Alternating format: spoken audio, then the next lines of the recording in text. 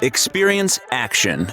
Let's stop just talking about customer experience, employee experience, and the experience of leaders. Let's turn ideas into action.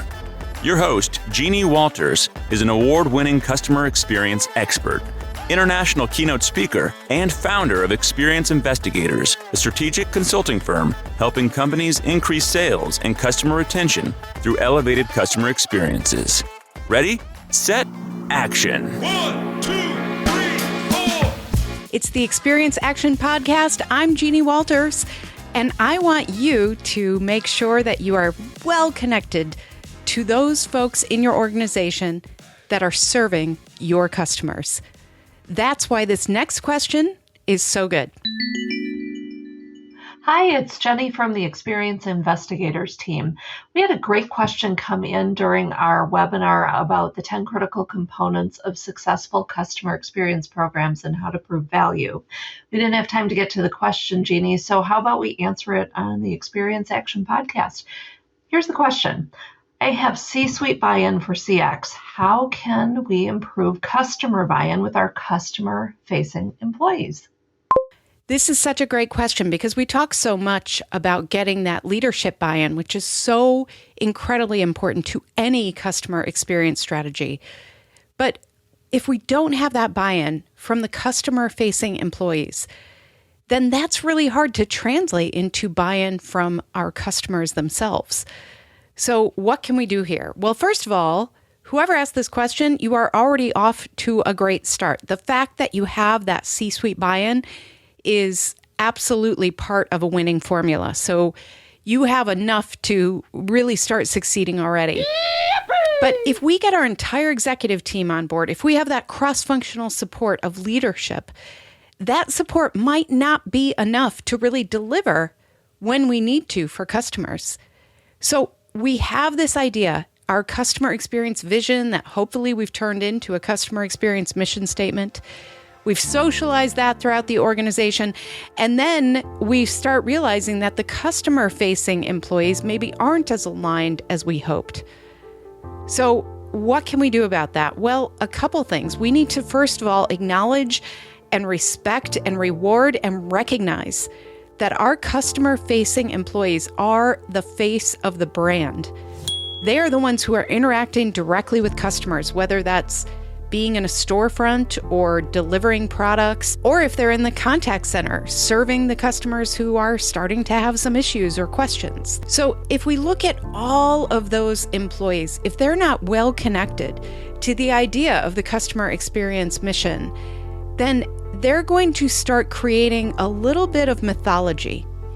Now, sometimes I've seen this in the form of contact center agents believing that they were being measured on different things than was reality. For example, there was one organization I worked with where I started asking the agents, what do you think is a good way to show up for the customer based on the customer experience mission statement? And 201, they all said, well, we can't worry about that because we're judged on the time on call. Now, they thought that their success was based on limiting the number of seconds they were on the phone with a customer in need. Here's the irony. I went back to the leadership and I said, tell me about this. Where did this come from? Why are we measuring that so strictly? And they all said, we can't get rid of this. We haven't measured that for a while, but nobody believes us. Because they were coming out of a culture that was punitive when it came to these metrics. So what that tells us is we need a lot of communication, we need a lot of collaboration, and we need to make sure that people understand that they will be rewarded and recognized based on the outcomes that are tied back to that vision that we have for them, the customer experience mission, and then tying that back to our organizational results with a customer experience success strategy. If we can get everybody on board, we'll start seeing that instead of creating mythology around these ideas, they'll start delivering innovations around these ideas. How can we do this better? How can we get more people involved? How can we get that buy-in? And once we have that, it becomes a little bit of a snowball rolling downhill. There's momentum around this. This is why we talk about celebrating small wins in the beginning. This is why we talk about having things like mission moments in the beginning of your meetings so that everybody understands this is who we are, this is how we want you to show up, and we're going to recognize the people who are doing this really well and turn those best practices into processes throughout the organization. We need to walk the talk. Now, if we do this, if we really connect with those customer-facing employees, then we have a better shot at customers believing us. We have a better shot that they will understand that we're investing in this on their behalf. Now, they might not see these changes right away. There might be cynicism and skeptics out there who think, this is another thing that they're talking about in their marketing, or they're maybe doing a few things differently, but they're still the same company, right? We've heard that.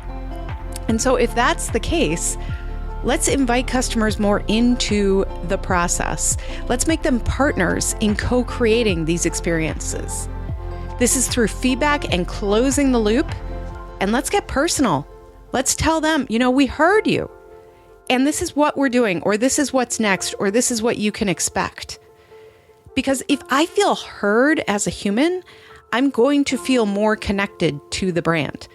I'm going to be more bought in. I'm going to be more emotionally loyal than I would be if I'm not hearing anything from the brand that I'm giving feedback to on a regular basis, especially.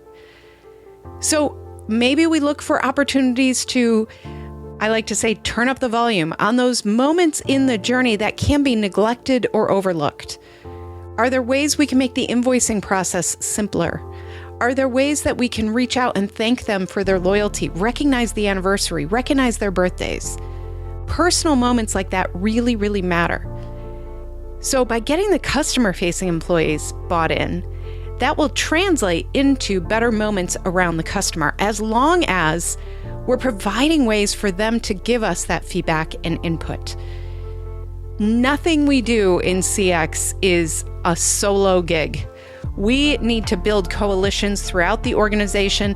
We need to make sure that we are collaborating and co-creating with our customers.